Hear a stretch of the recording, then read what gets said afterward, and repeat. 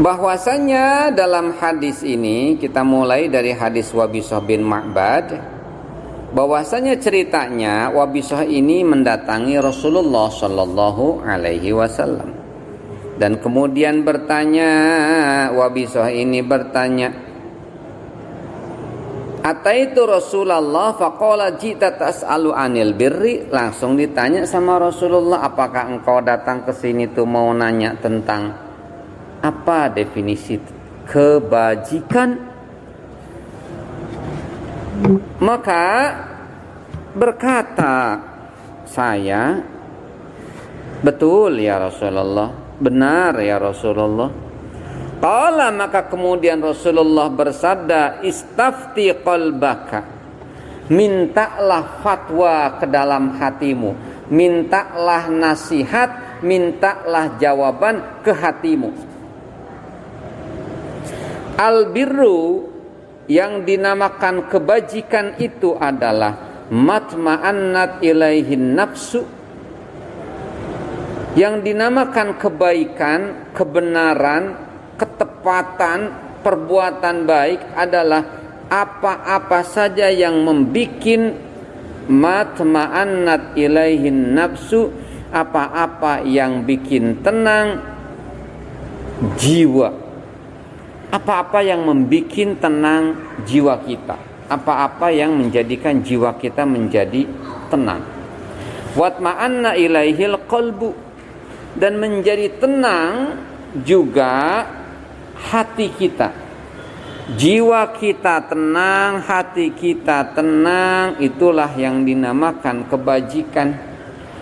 Mintalah nasihat, mintalah fatwa kepada hatimu. Yang namanya kebajikan itu adalah apa-apa yang menjadikan jiwamu tenang dan menjadikan hatimu juga tenang.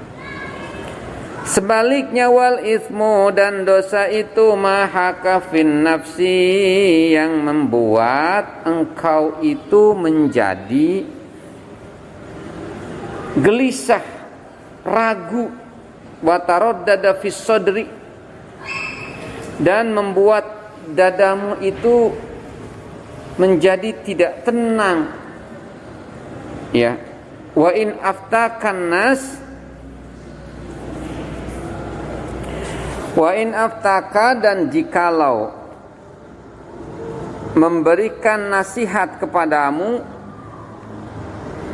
dan walaupun memberikan nasihat kepadamu siapa nasu, manusia, wa aftauka, dan sebentar ya, jadi gini, misalnya nih Bimo ya, Bimo ini kemudian jadi pejabat misalnya, kemudian Bimo itu diserahi untuk mengerjakan proyek.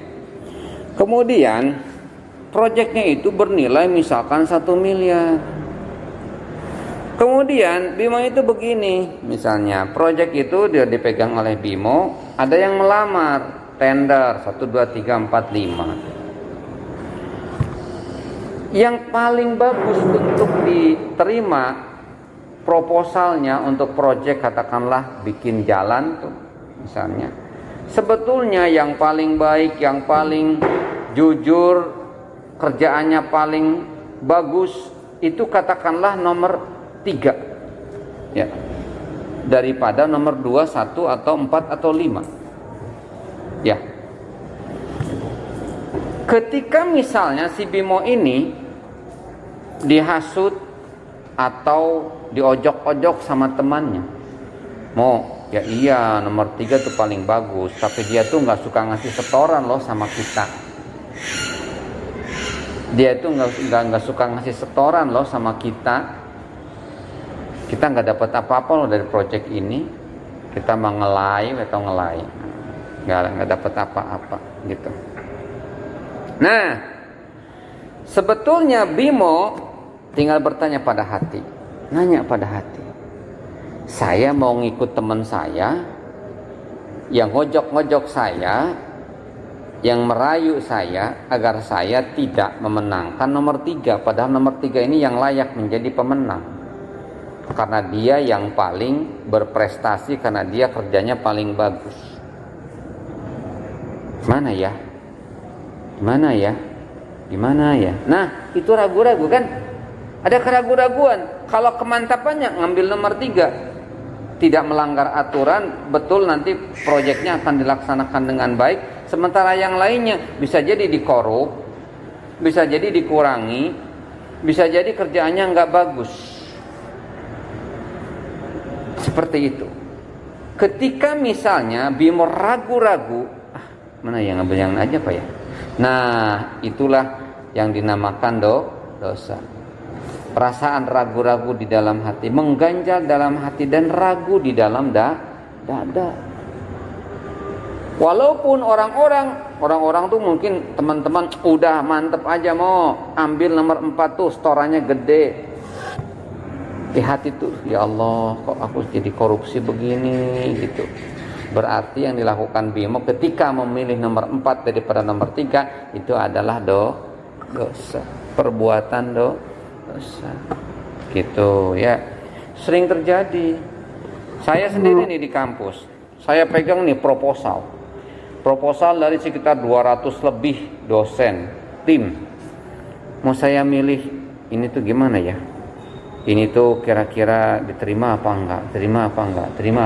Itu yang menentukan saya. Atasan saya mah tinggal tanda tangan saja. Ketika saya katakan, oh aku enggak suka nih sama orang ini, aku tolak aja lah. Tapi hati saya tuh ya jangan gitu, itu namanya enggak adil. Hati saya tuh kok kayaknya iya ya, nggak adil juga. Kalau hanya karena saya merasa tidak suka sama dia terus saya tolak proposal dia, berarti saya melawan hati nurani saya.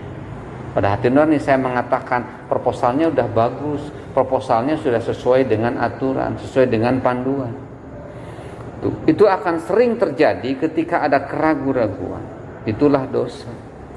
Mahaka fi nafsi wa taraddada fi sadri wa in aftakan nas wa aftauka. Begitu. Hakim ketika hendak memutuskan perkara nih. Misalnya siapa aja di antar sini ada yang menjadi seorang hakim nanti pegang palu ya. Tapi bukan untuk memalu paku ya. Dan bukan untuk dipukul di palu sehari-hari, bukan ya. Itu orang yang berdosa tuh, dipukul di palu. Lagu siapa itu? Barulah ia sadarkan diri, hidup di dunia tiada berarti, akhirat di sana sangatlah rugi. Siapa? Almarhum Jeffrey. Hidup di dunia tiada berarti, akhirat di sana sangatlah rugi. Lagunya orang Malaysia tapi dipopulerkan oleh Jeffrey almarhum. Nah, si hakim ketika hendak memutuskan perkara, dia membunuh misalkan. Aturan mengatakan membunuh itu maksimal 15 tahun. Kira-kira dihukum 15 tahun enggak ya dia? Tapi dia sudah sepuh, nenek-nenek. Masa mau dihukum 16 tahun? Jangan-jangan mati nanti di penjara. Tapi kelihatan dia menyesal dan mau tobat gitu. Kemudian teman-temannya, hukum aja 15 tahun. Kenapa? Si nenek itu enggak store sama kita. Coba store dulu sama kita. Kurangin. Enggak lah.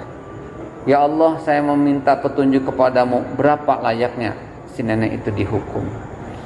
Misalkan Allah berikan ilham, cukup 4 tahun saja. Kok mantep 4 tahun. Nah itulah.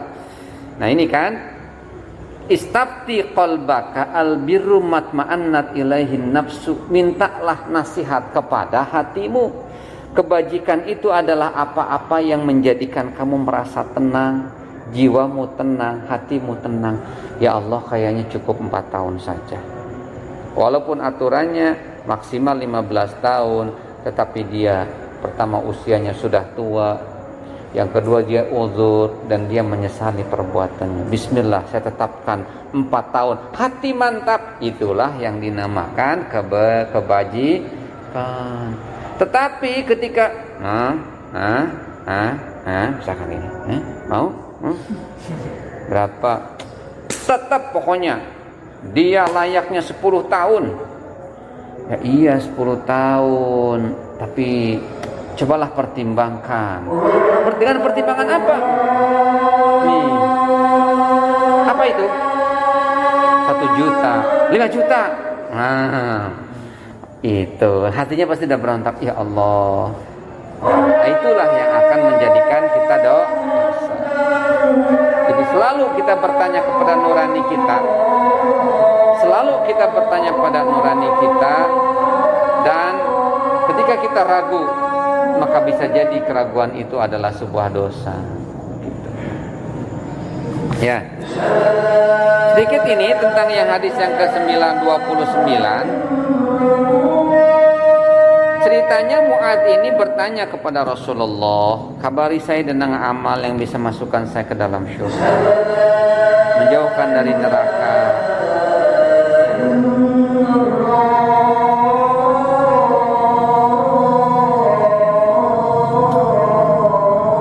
Tapi kayaknya nanti kita bahas minggu depan saja ini, bahasa minggu depan. Ya. Oke, wallahu a'lamu bissawab. Subhanakallahumma bihamdik